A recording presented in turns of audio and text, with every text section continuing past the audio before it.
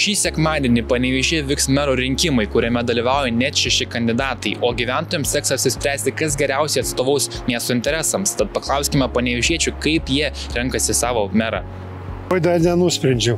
O kas padėtų nuspręsti? Dar reikia apsispręsti, nežinau, dar negaliu pasakyti. Nežinau, žinokit. O kodėl? Todėl, kad neapsisprendus dar.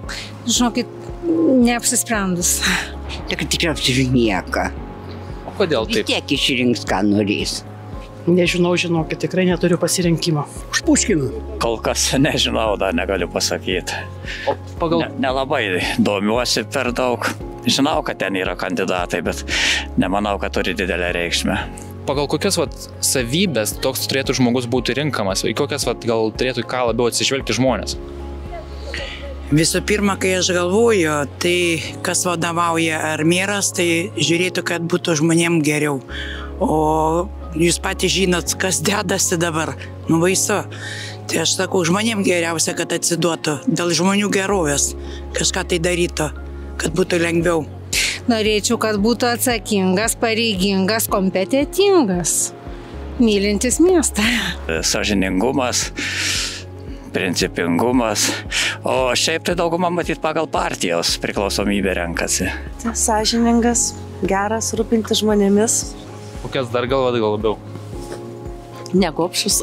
Su žmonėm padėtų. Ne savo kišenę, kitaip sakant.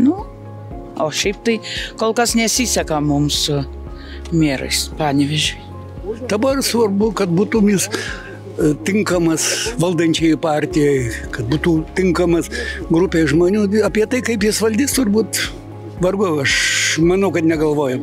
Pintųsi miestų, kad miesto gerovė, kad negalvotų, kad savanaudis kažkoks tai vėl atsiras, kažkoks tai šleifas tęsis iš po nugaros. Va tokį žmogų tikriausiai, bet brošiūrėlį tikrai neturiu ir nieks nemetė į pašto dėžutę. Čia žinokit, kaip aš galvoju, yra priklauso nuo pačio žmogaus vadovo.